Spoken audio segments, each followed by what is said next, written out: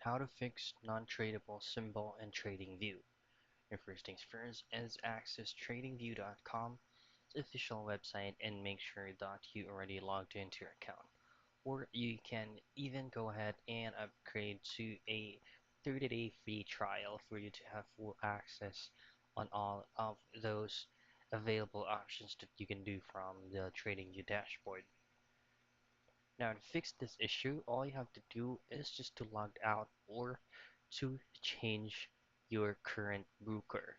So this is where located usually. This option right here, the stock screener, you just have to log out on your current broker and change it to any of the broker that you have in mind.